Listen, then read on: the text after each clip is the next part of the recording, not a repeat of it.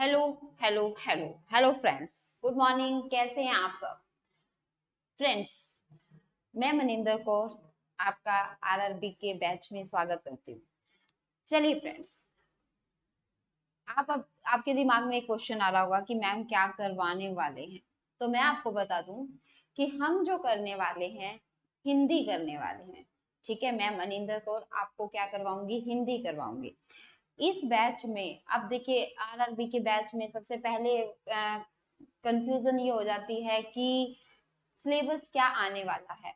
तो सब्जेक्ट में क्या क्या सिलेबस, अब हम जो हिंदी सब्जेक्ट करने वाले हैं, हिंदी में क्या क्या सिलेबस आएगा, हिंदी में क्या क्या सिलेबस आएगा वो करेंगे हम। ठीक है, सबसे पहले हम बात करते हैं कि हिंदी में क्या सिलेबस आएगा आपके पास। अपठित गद्यांश, अपठित गद्यांश हमें सबको पता है कि अपठित गद्यांश क्या होते हैं। ठीक है, अपठित गद्यांश क्या होते हैं सबको पता है। अपठित गद्यांश आने वाले हैं। ठीक है, यानी कि एक बहुत स्टेंजा आएगा जिसको हमने रीड करके क्वेश्चन के आंसर उसमें देने होते हैं। ठीक है, छोटे होते से हम करते आ रहे हैं, बट उस लेवल में और इस लेवल में फर्क नजर आ जाएगा आपको, है ना, कि उस लेवल में कौन से क्वेश्चन आ जाते थे और इस लेवल में कौन से आ जाएंगे। बट गद्यांश है तो हमें करना ही होगा। उसके बाद बात आती है कि रिक्त स्थान पूर्ति, रिक्त स्थान पूर्ति अनुच्छेद में रिक्त स्थान पूर्ति। ठीक है, अनुच्छेद रिक्त स्थान पूर्ति, अनुच्छेद दिया होगा उसमें आपको रिक्त स्थान की पूर्ति करनी होगी। ठीक है, उसके बाद आते हैं वाक्य के प्रकार। वाक्य के प्रकार यानी कि वाक्य जो है, वाक्य से रिलेटेड बात है, वाक्य से रिलेटेड बात आज हम पढ़ेंगे भी सही कि वाक्य में कौन कौन से टॉपिक्स आएंगे। ठीक है, अब उसके बाद आते हैं वाक्यांश के लिए एक शब्द।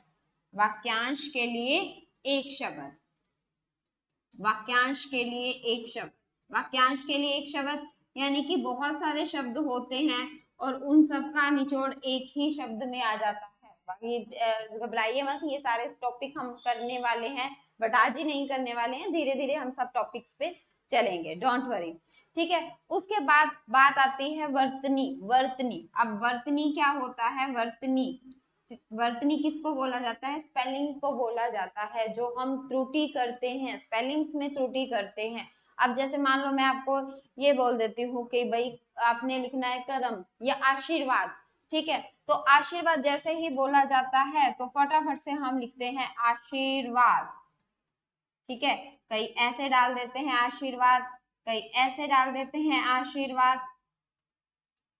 ठीक है, तो यहाँ पे देखो ये र है, र भी हमने जैसे र आधा र है आशीर्वाद, तो ये देखना है कि हमारे पास आशीर्वाद ठीक कौन सा है, तो इसको बोलते हैं वर्तनी। ठीक है, वर्तनी शुद्धि यानी कि जो हमने स्पेलिंग लिखी है वो क्या होनी चाहिए? शुद्ध होनी चाहिए। तो र, र में बहुत प्रॉब्लम आती है, र ऊपर आएगा या र नीचे आएगा, ग्रह कब होता है, कर्म कब होता है, क्रम कब होता है। ठीक है, हम सिर्फ वॉइस से कनेक्ट कर देते हैं, भाई ऊपर वाला र और नीचे वाला र, क्या डिफरेंस है दोनों में। तो ये सारी चीजें हम वर्तनी शुद्धि में ही पढ़ेंगे।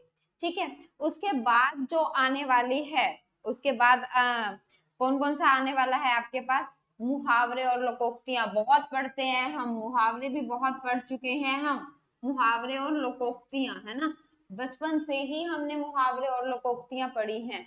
बट पेपर में भी अब मुहावरे और लोकोक्तियां आने वाली हैं, इसलिए हम और पढ़ेंगे मुहावरे और लोकोक्तियां।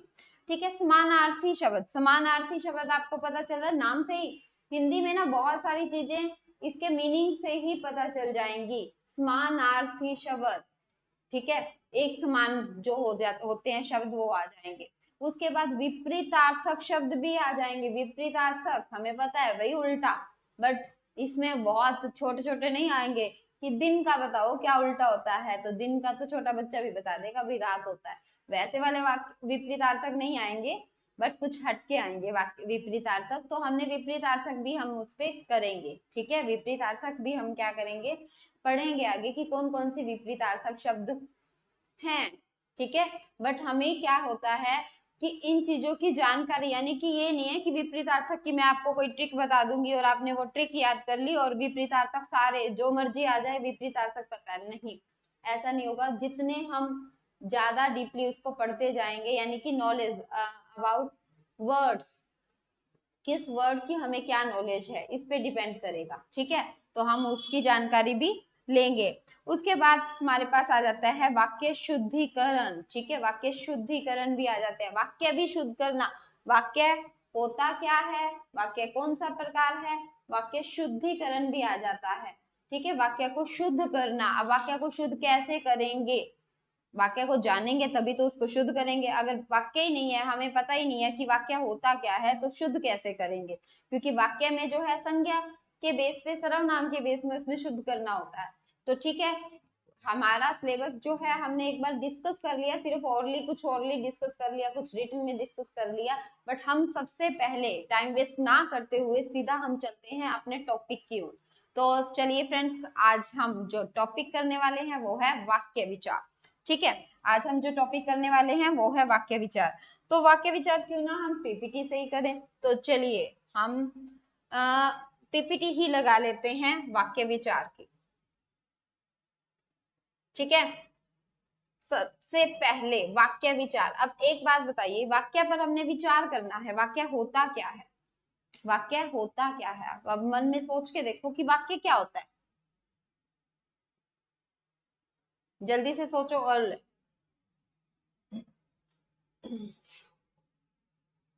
चलो, क्योंकि अगर मैं पहले ही आपको बता दूंगी कि वाक्य तो ये बला होती है, तो आप तो जल्दी से समझ जाओगे कि वाक्य तो ये होता है। आप सोचो, पहले हम सोचेंगे फिर हम करेंगे कि वाक्य होता क्या है, ठीक है। अब देखो, हमें पता है कि जब छोटे छोटे वर्ण, जैसे मैंने बोला आ ई, ठीक है, वर्ण है, जब आपस में मिल जाते हैं तो वो क्या बनाते हैं, शब्द बनाते हैं, ठीक है। जब वर्ण आपस में मिल जाते हैं तो वो क्या बनाते हैं, शब्द बनाते हैं। अब शब्द, जब हम शब्द, अब शब्द मैं बोलती जाऊं शब्द, ठीक है, कुछ भी मैंने बोल दिया, तो उस शब्द से आप तो नहीं समझोगे, ठीक है। यानी कि आप मुझे कैसे समझाओगे, कैसे समझाएंगे, हम एक दूसरे को भाषा से ही समझाएंगे ना। अब एक दूसरे को समझाने के लिए भाषा से समझाना है तो बोलना तो क्या पड़ेगा, हमें सेंटेंस बोलना पड़ेगा, वाक्य बोलना पड़ेगा। यानी कि एक दूसरे को समझाने के लिए हमें क्या बोलना पड़ता है, पूरा पूरा वाक्य बोलना पड़ता है। यानी क्या होता है, शब्दों का रूप, शब्दों को हम क्या कर देंगे, व्यवस्थित रूप में लगा देंगे। अब एक वर्ड मैंने यहाँ पे बोला व्यवस्थित, व्यवस्थित का मतलब क्या है, व्यवस्थित। अगर मैं बोल देती हूँ आपको, जाता है राम स्कूल, ठीक है, जाता है राम स्कूल, तो आप बोलोगे भाई ये क्या वाक्य हुआ, हमें नहीं समझ आया, क्या बोलना चाहती हो आप, तो वो समझ नहीं आता ना वो। तो इसका मतलब क्या है, शब्दों का व्यवस्थित समूह जिससे हम दूसरे वाले को क्या कर सकते हैं, समझा सकते हैं, जिससे एक अर्थ निकलता है, पूर्ण अर्थ निकलता है, उसको क्या बोला जाता है, वाक्य बोला जाता है। तो चलिए आज स्टार्ट करते हैं वाक्य पर विचार, वाक्य पर विचार करना शुरू करते हैं। यस, देखिए अब इसमें क्या आ रहा है, वाक्य, वाक्य की डिफाइन, शब्दों का वह व्यवस्थित रूप जिसमें एक पूर्ण अर्थ की प्रतीति होती है। यानी कि हमें ये समझ आता है, अच्छा ये कहने वाला है, यानी कि हमें उसको समझ आ गया, तो वो क्या हो गया है, वाक्य होता है, वाक्य कहलाता है। एक चीज ध्यान रखना है, क्योंकि क्वेश्चन आ सकता है, शब्दों का सार्थक योग, ठीक है, शब्दों का सार्थक योग क्या कहलाता है, वाक्य कहलाता है। शब्दों का सार्थक योग, शब्दों का मतलब कि सार्थक योग क्या कहलाता है, वाक्य कहलाता है। अच्छा चलो एक और बात बताइए, अगर मैंने आपको बोला हाँ या ना, ठीक है, हाँ ओहो, मैंने कहा हाँ,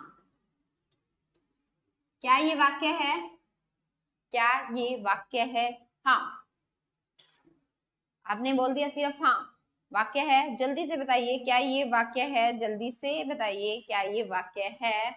तो उतनी देर में हम आगे बढ़ते हैं जब तक आप बताओगे। भाषा में व्याकरण का सबसे बड़ा अंग वाक्य होता है, भाषा में व्याकरण का सबसे बड़ा अंग, ध्यान रखना है इस बात को, व्याकरण का सबसे बड़ा, बड़ा अंग का मतलब क्या है, जिस, अब देखो सबसे, अगर मैं कहूँ कि भाषा, तो भाषा को हम समझा कैसे सकते हैं एक दूसरे से, वाक्य से। तो इसलिए इसको क्या कहा जाता है कि व्याकरण का सबसे बड़ा अंग क्या होगा, वाक्य होगा।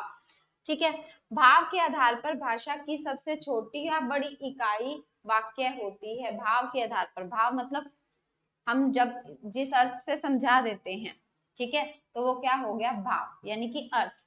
ठीक है, उसके आधार पर अगर पूछा जाए कि सबसे बड़ा अंग या छोटा अंग कौन सा होगा, तो वो वाक्य ही होगा। चलिए अब उस बात पे बात करते हैं जिस पे मैंने आपको क्वेश्चन दिया था कि हाँ या ना ये वाक्य है।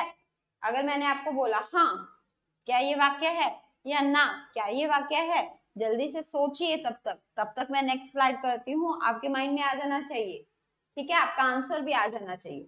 अब देखो बात क्या है, बात ये कह रहा है, होता क्या है, कभी कभी, कभी कभी एक या दो पदों से अपनी बात या भाव को प्रकट किया जा सकता है। एक या दो पदों से अपनी बात को, पदों मतलब कि अब आपके माइंड में आ गया ओहो क्वेश्चन, ये तो मैडम ने तो शब्द कहा था, यहाँ तो पद की बात हो रही है।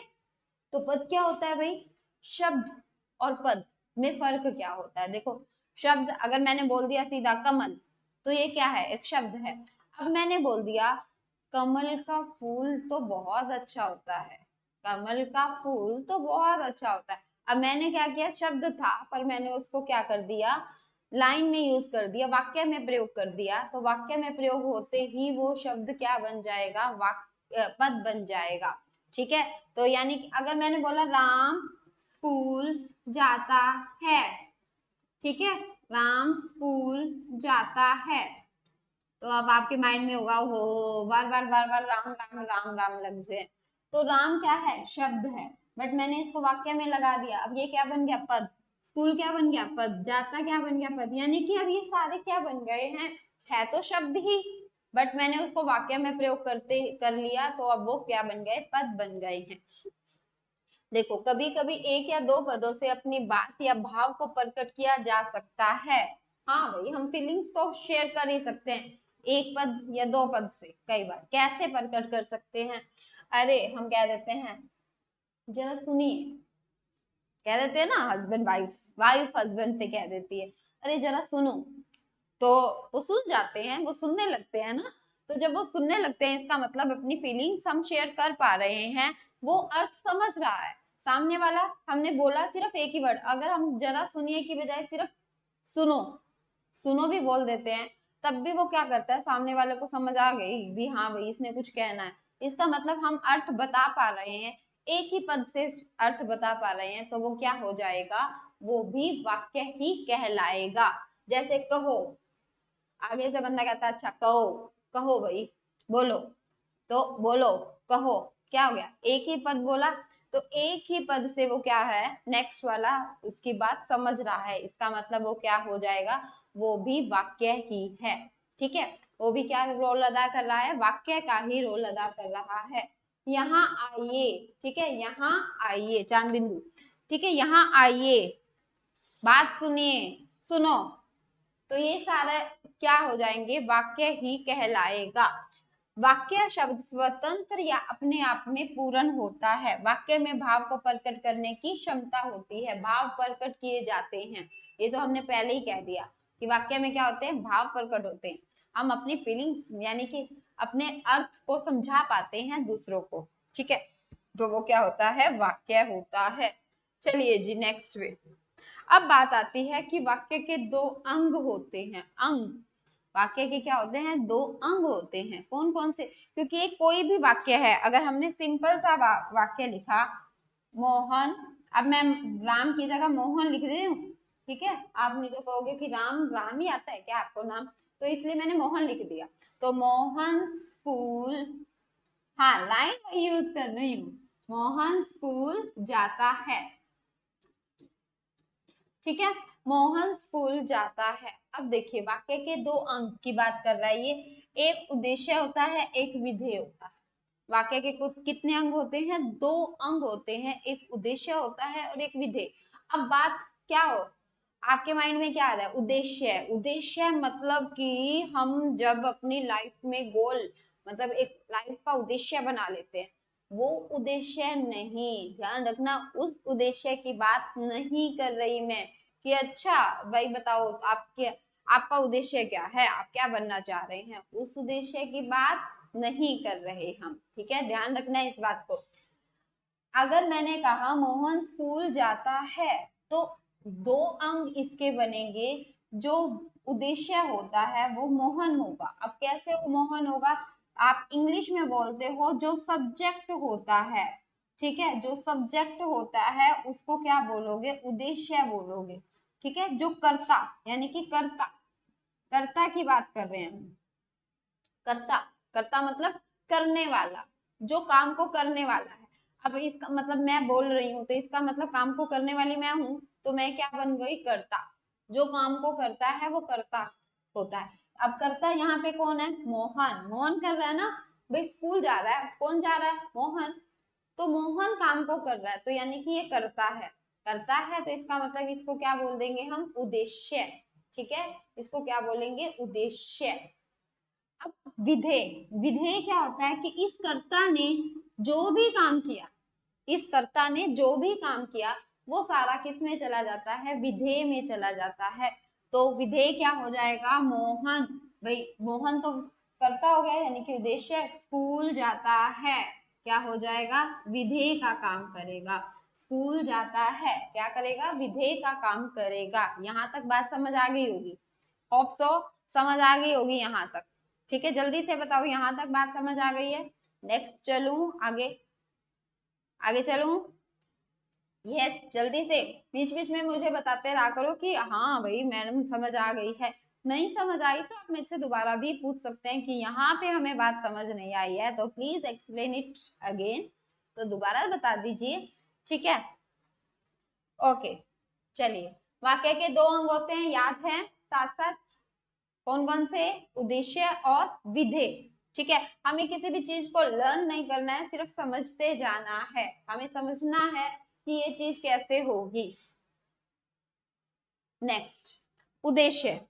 अब देखो मैंने आपको अभी पहले एक्सप्लेन किया क्या, कि जिसके बारे में कहा जाए, वाक्य में जिसके बारे में कहा जा रहा हो, वाक्य में जिसके बारे में कुछ कहा जा रहा हो, जिसके बारे में पिछले वाक्य में मोहन के बारे में कहा जा रहा था, भाई मोहन क्या था, फिर मोहन मोहन करता था यानी उद्देश्य था।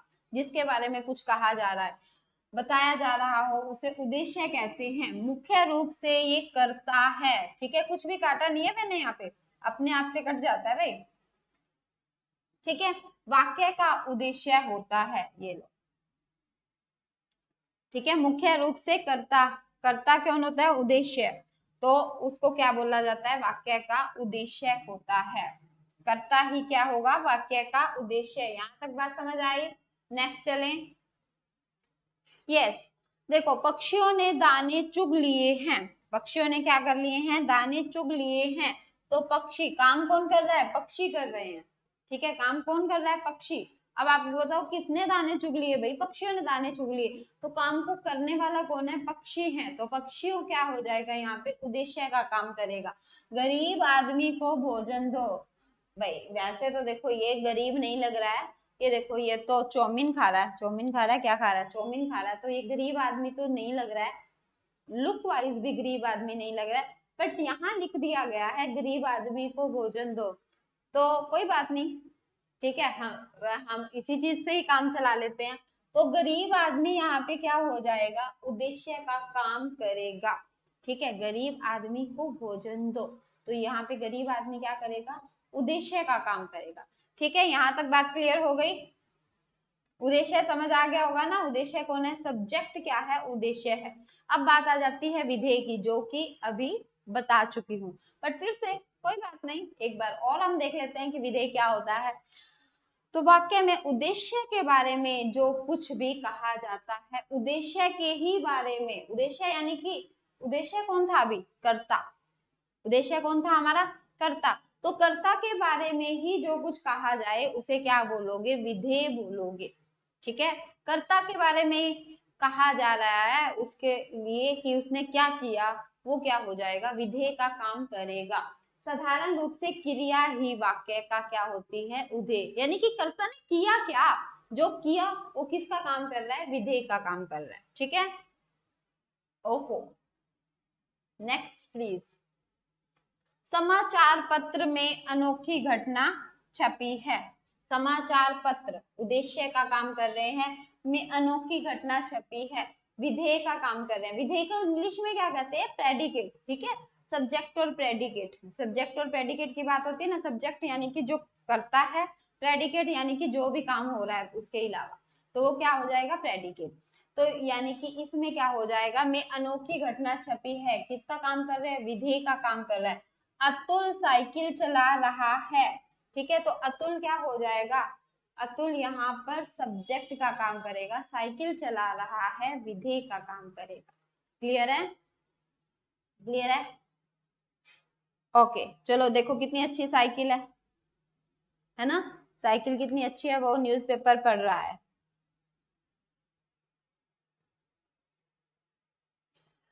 सार्थक शब्दों का व्यवस्थित समूह जिससे अपेक्षित अर्थ प्रकट होता है उसे क्या कहा जाता है। देखो थोड़ा सा हम इसके आगे और भी करेंगे कि उद्देश्य और विधेय का विस्तार भी होता है, बट ज्यादा डीपली नहीं जाएंगे हम उतना ही टॉपिक करेंगे जितना जितना पेपर में आ जाए और हमें समझ आ जाए। तो आज के लिए बस इतना ही करूंगी, बट अभी एक बार जल्दी से क्वेश्चंस का आंसर दे दीजिए, क्योंकि छोटे छोटे क्वेश्चंस तो हमने किए हैं, तो कल से रेगुलर क्लास लगेगी। तो जल्दी से ये बता दीजिए, अगर ये समझ आया है तो इसके आंसर आपके पास होने चाहिए, ठीक है। मैं बोलूंगी आपके साथ साथ आंसर आने चाहिए। चलिए, सार्थक शब्दों का व्यवस्थित समूह जिससे अपेक्षित अर्थ प्रकट होता है क्या कहलाता है। तो हमें पता है भाई, अर्थ किससे प्रकट हो रहा है, शब्द से तो अर्थ प्रकट नहीं हो रहा, अविकारी शब्द सर्वनाम से तो अर्थ प्रकट नहीं होते, पर अर्थ किससे प्रकट होता है, वाक्य से। अगर आधा अधूरा वाक्य हम बोलेंगे तो समझ ही नहीं आएगा, ठीक है। तो यहाँ पे क्या हो जाएगा आपका आंसर, ए। रचना के, चलो ये रचना के आधार पर तो हमने अभी करवाया नहीं है कि रचना के आधार पर कितने प्रकार का भेद होता है, ये इसने ऐसे ही क्वेश्चन दे दिया, तो चलो इस क्वेश्चन को नहीं करो, बट कोई बात नहीं, हम आगे करेंगे, कल करेंगे हम कि रचना के आधार पर कितने प्रकार के वाक्य होते हैं और अर्थ के आधार पर कितने प्रकार के वाक्य होते हैं, ठीक है। तब तक आप आंसर दे दो अगर आपको पता है तो, कितने प्रकार के होते हैं रचना के आधार पर, उद्देश्य और विधेय किसके अंग हैं ये भी पता है हमें, ठीक है। देखो उद्देश्य और विधेय किसके अंग होते हैं, हमें पता है कि वाक्य के अंग होते हैं। राजन स्कूल जा रहा है, इस वाक्य में उद्देश्य क्या है, उद्देश्य क्या है, राजन, ये मत लिख देना कि स्कूल जा रहा है, ये उसका उद्देश्य है कि राजन स्कूल जा रहा है। उद्देश्य का मतलब यहाँ पे सब्जेक्ट की बात हो रही है, कर्ता की, ठीक है। तो राजन क्या हो जाएगा, उद्देश्य। मेरा मित्र मुकेश बहुत अच्छा गायक है, इस वाक्य में वो पूर्ण विराम वगैरह ठीक है नहीं लगे या पीपीटी में देख लेना, कोई बात नहीं है। इस वाक्य में विधेय बहुत अच्छा, मेरा मित्र बहुत अच्छा गायक है या गायक, ठीक है। तो इस वाक्य में विधेय क्या है, बहुत अच्छा गायक है। क्लियर है, यस। तो चलिए आज के लिए इतना ही, देखो धन्यवाद आ चुका है। तो आज के लिए फ्रेंड्स हम इतना ही करते हैं, मिलेंगे कल नेक्स्ट क्लास में। हम वाक्य के प्रकार करेंगे, शुद्धिकरण करेंगे, जो भी हमारे सिलेबस में है हम उसको बहुत अच्छे से करेंगे और पेपर में क्लियर होंगे, ठीक है friends. Thank you, have a nice day, bye bye, take care.